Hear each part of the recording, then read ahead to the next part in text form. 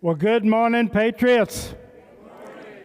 We got 78 Patriots here this morning, and you've really disappointed me. I thought we had more revelers in this group, and we'd have maybe a dozen, at most two, here this morning after some heavy partying and bringing in the new year. So thank you very much for joining us this morning. Happy New Year. Welcome to the 344th consecutive Friday meeting of the East Valley R.E.D.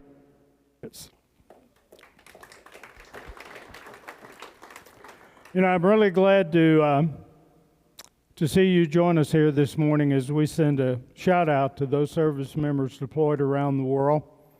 I know that many of you folks have children, and as parents we can recall countless stories about our kids when they were growing up and living at home. Here the other day, I was reminiscing about an event that occurred years ago when my son Michael was in his first year of high school. It was early on a Saturday morning, and I just got out of bed, head down to the kitchen to make a pot of coffee. I happened to walk by Michael's bedroom, and I peeked in, and I was in absolute shock. Michael was not in his room, but his bed was made. Everything was tidy. Not a garment or even a sock was in sight. Never before had I seen his bedroom in such order. So I walked into his room and noticed an envelope on his pillow that was addressed to Dad. Well, this was somewhat alarming because it was so unlike him to leave me a card or a note of any kind. My hands literally began to shake, and I had this worst feeling imaginable that came over me. I sat down on his bedside and I opened that envelope. I brought that note with me here this morning to share with you. The note said, "Dear Dad, it is with great regret and sorrow that I'm writing to you. I had to run away with my new girlfriend, Roxy, because I wanted to avoid an unpleasant scene with you and Mom. Dad, I really think you will understand this more so than Mother. But I've found a new passion with Roxy. She's amazing, but I know Mom wouldn't approve of her because of her tattoos, piercings, scanty outfits, and the fact that she's so much older than me. But it's more than passion. Dad, Roxy's pregnant. She says that we'll be very happy, and I'm convinced of that. She has a Coleman 4-man camping tent in the woods over near Kirbyville, and she has enough firewood for the whole winter. Dad, we dream of having lots more children, and one day we will absolutely have an opportunity to share those with our grandparents. Roxy also showed me that marijuana really isn't harmful. We'll grow our own and trade within the commune where we're camped for all the cocaine and ecstasy we want. Now, folks, at this point, I'm about to go totally ballistic. My blood pressure skyrocketed. My hands were shaking, and some unspeakable words were uttered from my mouth. But I'll read on. The letter said, "We're also praying that science soon finds a cure for complex syphilis stage 3 so that Roxy can get better. She deserves it. Please, don't worry, Dad. I'm 15 and I can take care of myself. One day, we'll come home so you and Mom can meet your many grandchildren. Love you, your son, Michael. P.S. Dad, none of this is true. I'm at Kevin's house.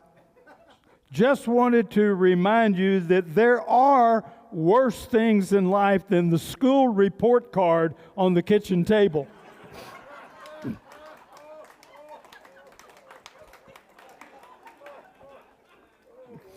The trials and tribulations of parenting. Join me in the pledge.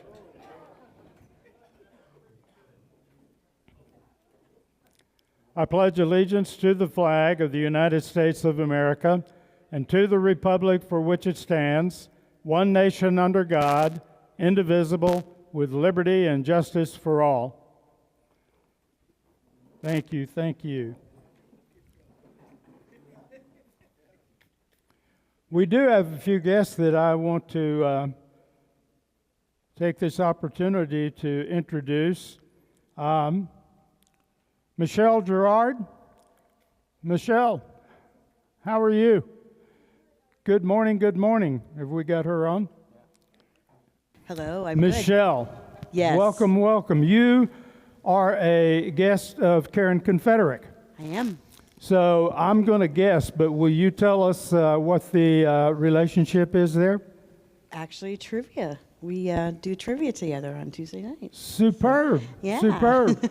And you are apparently living in close proximity in AJ, or? Yeah, I live in Phoenix, but I travel over in this area. So, yeah. Well, we are certainly glad to have you with us today. You could not have better company than Karen amazing. Confederate. Does Ted play as well? Yes, Trivia? he does. He does. Is he good? He is. They're very smart. How about Karen? She's very smart. We took first almost all the time. I would not doubt that whatsoever. Hope there's a prize associated with that. There is. Thank you for joining us. Thank you so much. Thank you, Michelle. And Marge Mick. Marge, where are you?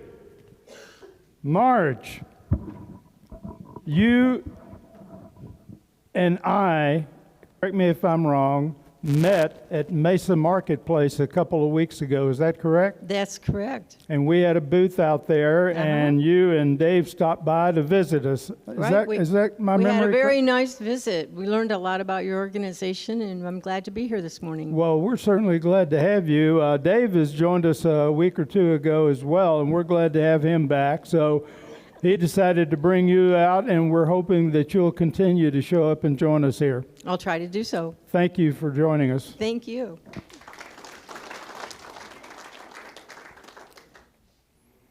I should get a gold star for recruiting. And then Alan Reddy. Alan, good morning, sir. How are you? Good. Alan, you are a guest of Roger Schwope. Is that correct? That's correct. So how do you know Roger? I work with him. You work with him. Yeah, we do the courtesy patrol at Sunrise RV Resort.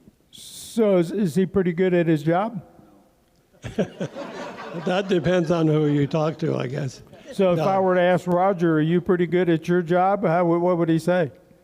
Oh, I hope I'm doing a good job.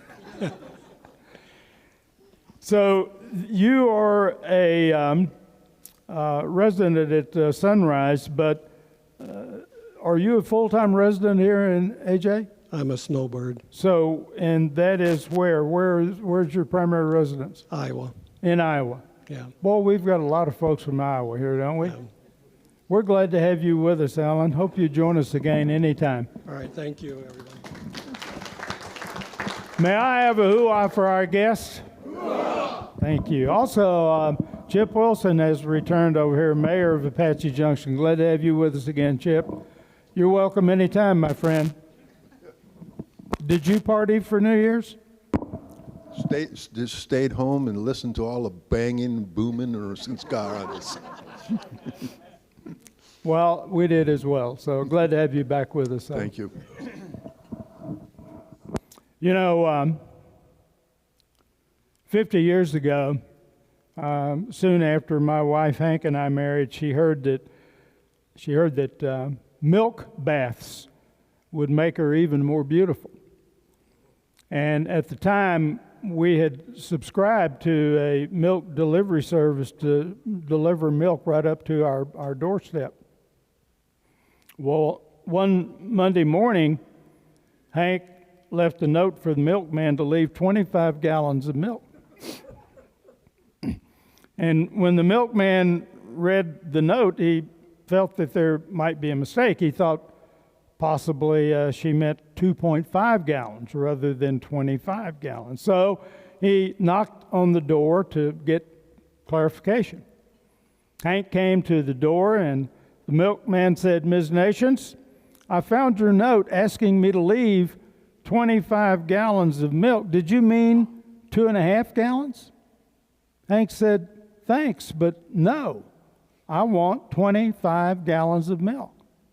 She said, "I'm going to fill my tub with milk and take a milk bath so I can look young and even more beautiful." The milkman said, "Mrs. Nations, do you want it pasteurized?" Hank said, "I don't care whether it's from cows that are pasture-fed or pen-fed, but I do want it homogenized so I don't have to stir it too long."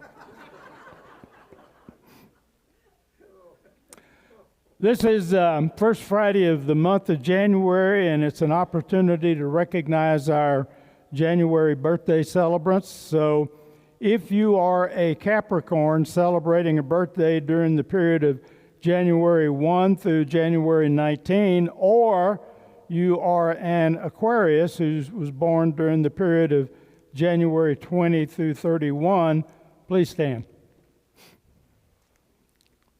1, 2, 3, 4. Superb, superb. How about a hoo-ah for these birthday celebrants? Larry is over there too, 5. Happy birthday. You survived another year. Now, I also want to give due recognition to the crew that delivered those donuts for our enjoyment this morning. Those treats were provided to us courtesy of Inez and Chuck Heineman and Larry May. Will you guys raise your hand over here? Thank you, thank you. Those were some big donuts. Big donuts, thank you. I also want to take this moment and ask you to turn and look at those video cameras in the back of the room. 2 of those cameras are brand spanking new, just out of the box.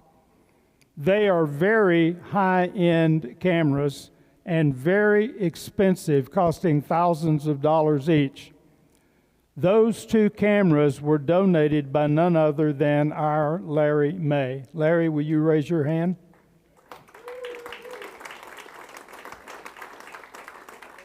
Can I have a hoo-ah for this generous man? You know, I might add, for those of you that are unaware, all 4 of these large screen TV monitors that you see here for our viewing pleasure, and all of the cabling that was required to install them and the labor that was required to install them were donated by Larry May earlier this year. So thank you again, Larry.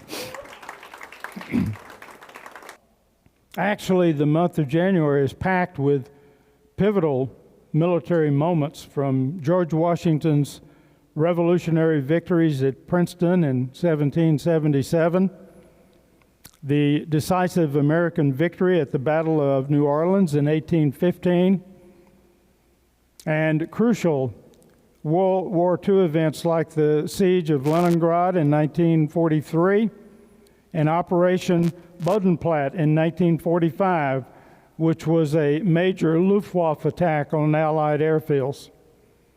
And how about the creation of Navy SEALs by President Kennedy in 1962, or the ceasefire agreement signed in Vietnam in 1973. How about the deployment of 2,600 U.S. Marines to Somalia in 1995 during Operation United Shield to extract 2,500 United Nations peacekeeping forces that were in serious jeopardy due to the extreme unrest in that country at the time. Now, these are but a few historical military events occurring in the month of January, and each of these historical events truly is a fascinating story. So, do any of you happen to recall the events leading up to the Gulf War of January 1991? Operation Desert Storm. Heavy air and naval ordnance was first released in that rather brief war on January 17, 1991. And the war ended 6 weeks later on February 28.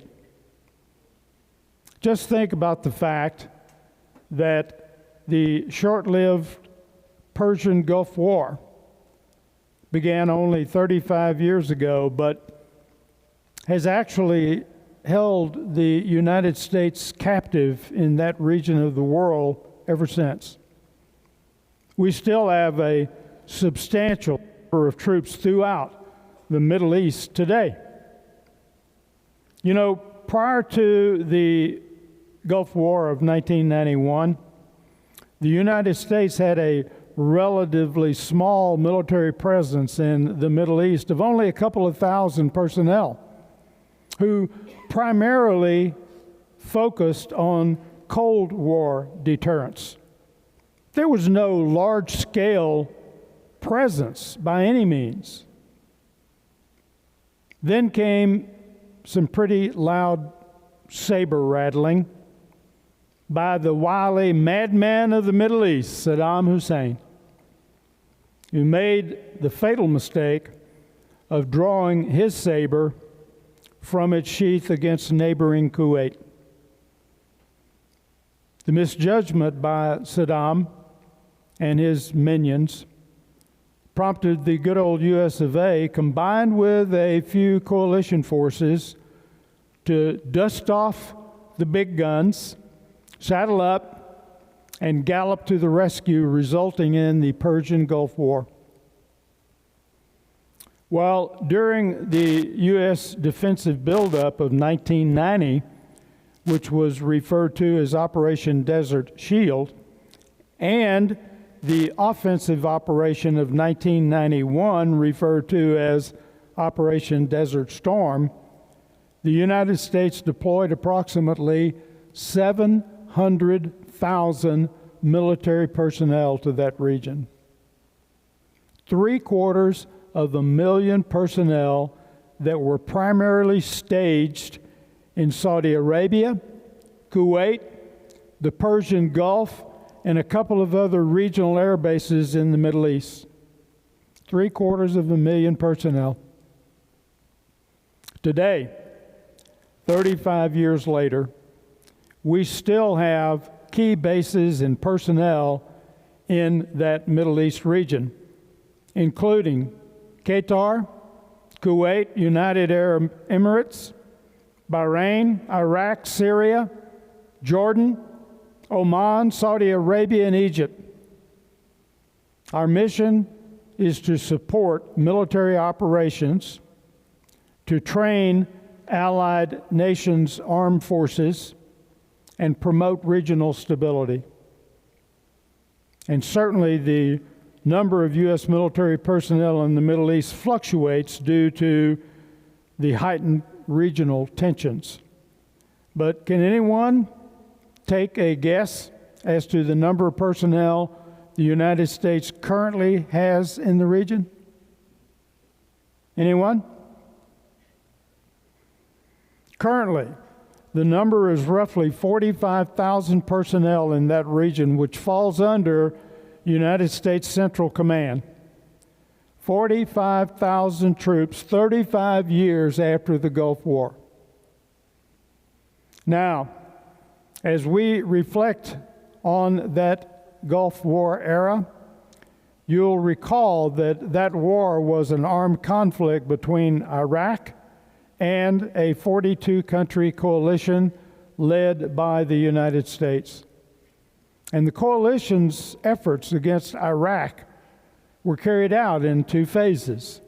Operation Desert Shield, which was the 5-month military buildup from August of 90 to January of 91, and that was followed by Operation Desert Storm, which began with the aerial and naval bombing campaign against Iraq on 17 January, and it ended 6 weeks later on February 28 with the American-led liberation of Kuwait.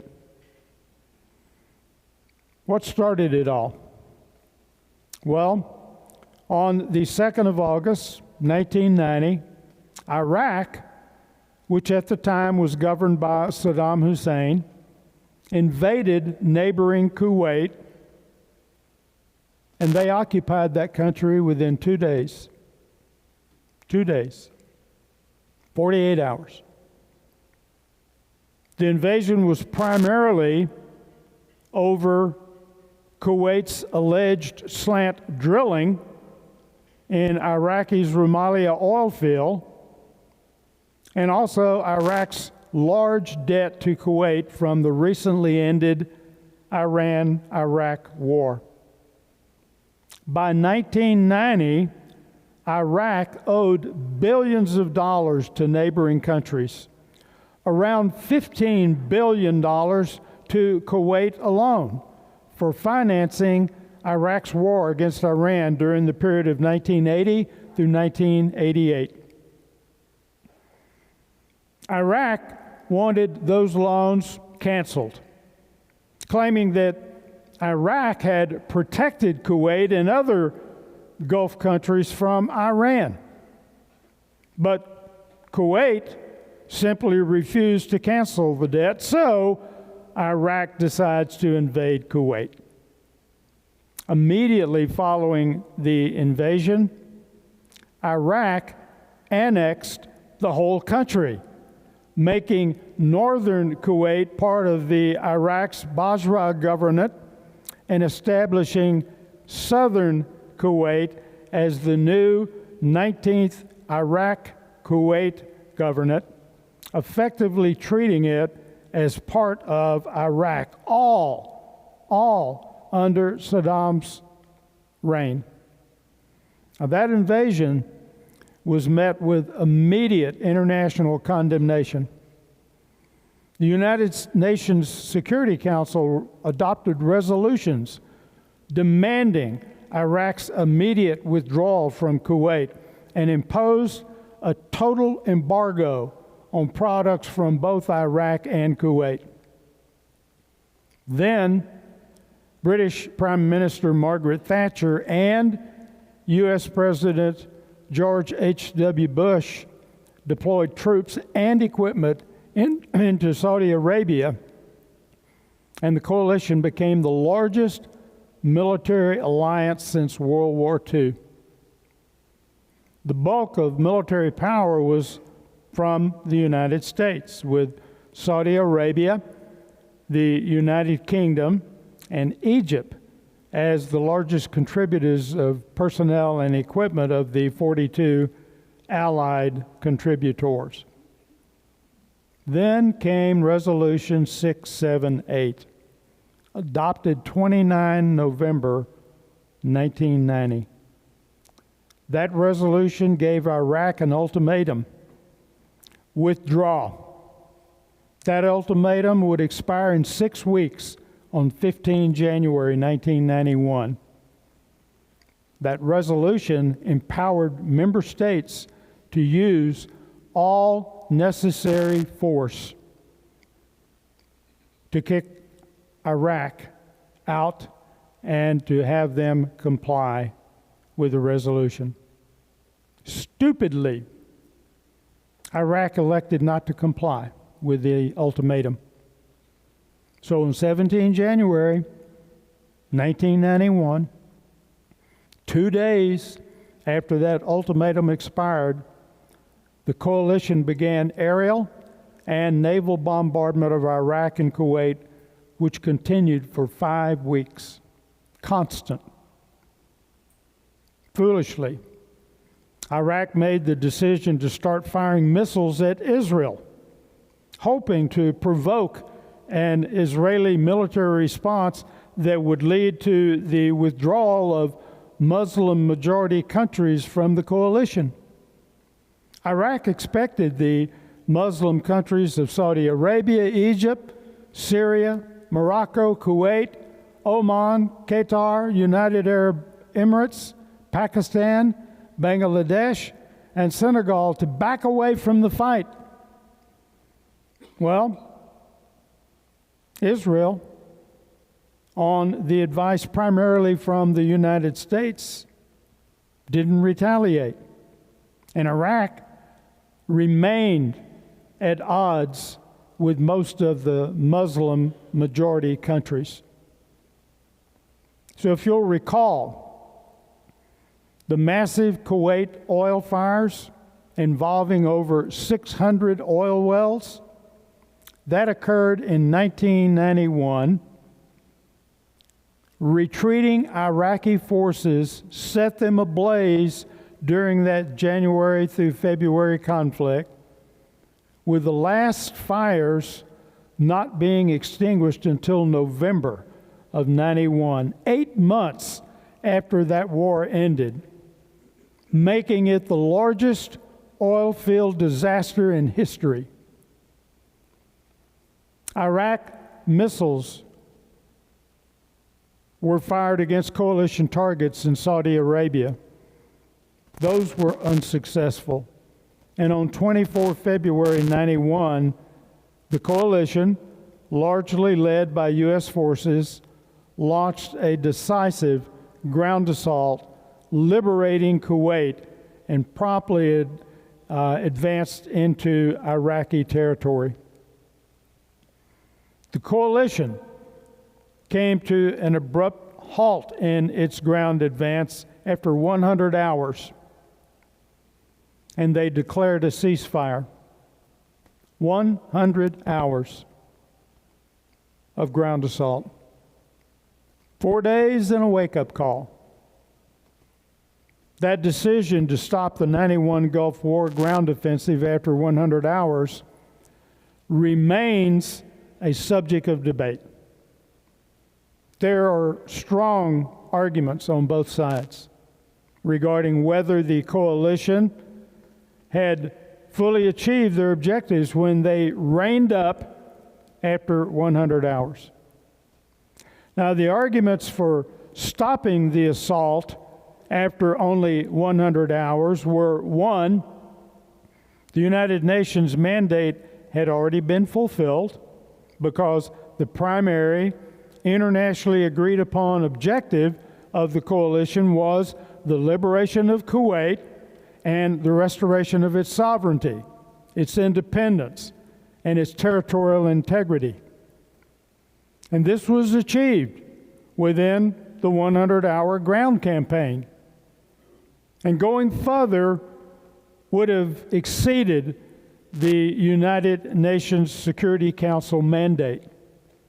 The second reason to have stopped the advance is they wanted to prevent a quagmire.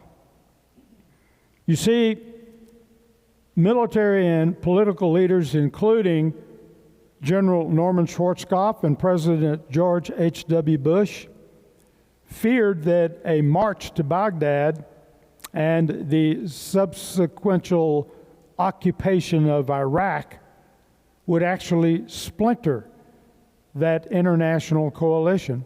It would cost many American lives, and it would drag the United States into a long, very complex nation-building commitment with no guarantee of a successful end state, potentially similar to the Vietnam War.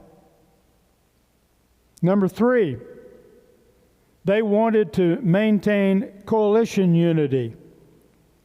Arab coalition members such as Saudi Arabia and Egypt put intense pressure on the United States to avoid any actions that would lead to the breakup of Iraq or the extended punishment of fellow Arab nations. The original objective was met. If they continued to Baghdad, this could upset the regional balance of power. Number 4, they wanted to minimize casualties. The war was quick, very decisive victory with relatively few coalition casualties, and prolonging that conflict would have inevitably increased the death toll on both sides. Now, on the flip side, there were arguments against stopping the assault after 100 hours. Number 1, the most significant criticism is that stopping the war allowed Saddam Hussein to remain in power, leading to years of subsequent conflict, a prolonged humanitarian crisis due to sanctions, and ongoing regional instability. Critics felt the job was unfinished, as Hussein went on to brutally suppress Shiite and Kurdish rebellions in the aftermath of that war. Second is that another criticism of stopping was it would be a missed opportunity for regime change.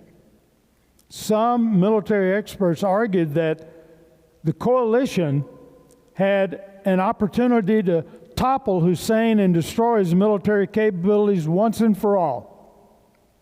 Today, the question might be, would continuing the advance have potentially prevented the need for the second Gulf War in 2003? Third, the third reason for continuing the advance was that it would result in incomplete destruction of military assets. Although the Iraqi army was devastated following the 100 hours of battle, some of its forces, notably elements of the Republican Guard, managed to retreat to Baghdad, allowing the regime to maintain a core of power and control. Well, ultimately, the decision to stop the invasion of Iraq after 100 hours was based on the clear, limited objectives set by the Bush administration and the United Nations coalition. Today, the debate might center on whether those initial objectives for the invasion were sufficient in the long term, given the long-term consequences of leaving Saddam Hussein in power. Looking back, the war's environmental impact included: 1, Iraqi forces causing over 600 oil well fires and the largest oil well spill in history until that point. And 2, the United States bombing and post-war demolition of Iraq, their chemical weapons and potential WMD facilities were concluded to be the primary cause of Gulf War syndrome. Gulf War syndrome was experienced by more than 25% of U.S. veterans involved in the Gulf War that were later declared permanently disabled due to the Gulf War syndrome. That is a chronic illness, has multiple symptoms characterized by fatigue, pain, digestive issues, memory problems, respiratory issues. It's linked to exposure to neurotoxic chemicals like nerve agents, which were released into the atmosphere following the coalition bombing of Iraq. Smoke from the burning Kuwaiti oil fields that contain toxic chemicals like benzene and sulfur dioxide. Gulf War syndrome was also caused by preventive medications like anti-nerve gas pills that were used by our troops as a preventive measure. And the extensive use of organophosphate pesticides and insect repellents used by our troops to combat sandflies. By the way, sandflies were and still are a significant health concern in Iraq. The flies are prevalent in hot, arid regions, transmitting the parasitic disease commonly referred to as Baghdad boil, which causes disfiguring skin sores, potentially severe organ damage of the liver and the spleen, and it can potentially be fatal. It's interesting to note that the Gulf War introduced live news broadcasts from the front lines of the battle, principally by American network CNN. It earned the nickname Video Game War after the daily broadcast of images from cameras on board military aircraft.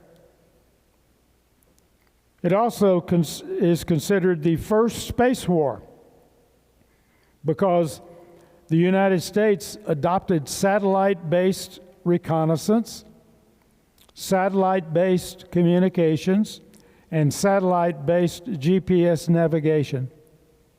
Additionally, precision-guided munitions and a stealth aircraft, the F-117 Nighthawk, were unique features of the air war.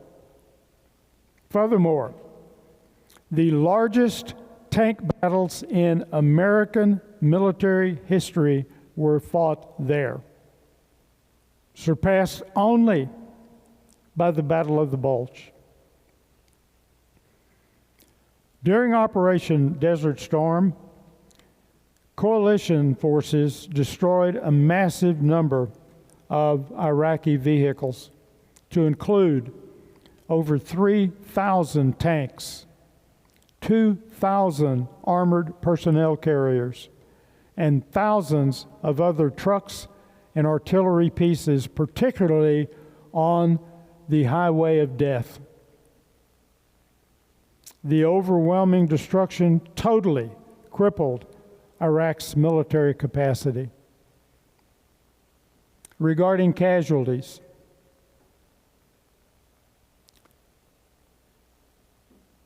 considering both Operation Desert Shield and Desert Storm, the United States had a total of 382 in-theater deaths. Battle deaths totaled 147. Of the battle deaths, 35 were the result of friendly fire. Non-battle deaths totaled 235, including accidents and illness. Wounded in action, 467. Other coalition allies totaled 65 deaths and 319 wounded. The single costliest incident for U.S. troops was an Iraqi Scud missile that hit the barracks in Saudi Arabia, killing 28 American soldiers. Iraqi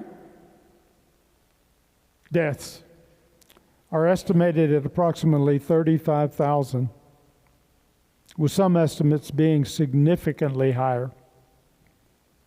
But civilian deaths are estimated at up to 200,000 in total as a result of the war. An estimated 2,000 to 3,000 Iraqi civilians were killed during the air campaign alone. Those Iraq civilian deaths resulted from a combination of several things. One, Iraq's strategy of co-locating military assets within populated areas, effectively using civilians as human shields. And two, the coalition's use of a significant amount of unguided dumb bombs in urban territories. And three would be the destruction of critical civilian infrastructure to support the civilian population. You may recall that years later, following the Persian Gulf War, the United States National Special Commission sought to end Iraq's perceived weapons of mass destruction program, WMDs. Remember that debacle? Then came 2003, when George W. and his team gained congressional approval for another U.S.-led coalition into Iraq. That congressional resolution authorized force to disarm Iraq and enforce United Nations resolutions regarding weapons of mass destruction. So, we turned around again, launched Operation Iraqi Freedom, and invaded and occupied Iraq, launching the Iraq War of March 2003. That war began with the U.S.-led invasion and ended with the U.S. withdrawal in December of 2011. Lasted nearly 9 years, with the initial invasion phase in March through April 2003. Continued with the occupation and the insurgency period for almost 9 years. That's another story altogether. Now, you've noticed that I have not mentioned anything about the primary military leaders of the Gulf War, and more specifically, U.S. Army General Norman Schwarzkopf, the overall commander of coalition forces for the Gulf War. General Schwarzkopf is widely considered a military hero, both in the U.S. and internationally, primarily for his brilliant command and decisive victory as the leader of the U.S.-led coalition forces during the Persian Gulf War, Operation Desert Storm. He quickly became a celebrated figure and a symbol of military success and leadership. He's remembered as a tactical genius for his innovative war plans, his ability to manage a large coalition, and his effective media communication during the conflict, which solidified his status as one of the most acclaimed military leaders of his generation. Schwarzkopf's leadership actually redefined U.S. military doctrine in the post-Vietnam era, and his leadership set standards for future operations. He's certainly at the top of the totem pole of my military heroes. And we'll talk more about his genius in one of the upcoming week's programs. Have you enjoyed this stroll down military memory lane? You recall any of these events that we just discussed? I do have a few announcements that I would like to make. Barry, do we have any Reds shirts here today? So we have a few red shirts for those of you that have ordered. After the dismissal, Barry will have those and we'll distribute those. If you need to place an order for a red shirt, get with Barry. He has the order form. Did we get any information about the alternate colors yet? No? We will be discussing with our supplier alternate colors, white, black, and blue, imprinted custom shirts. Hopefully we'll have an answer for you on that next week. And also we're going to determine if they will offer any long sleeve varieties of shirts for us.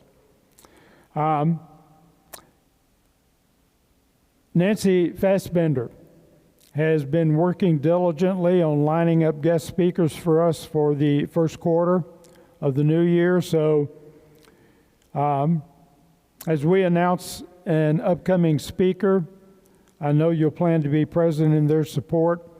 Nancy has truly done an extraordinarily phenomenal job in lining up all of the guest speakers that we have had during the course of 2025, and she's well on her way on 2026. So thank you for all of your efforts there, Nancy.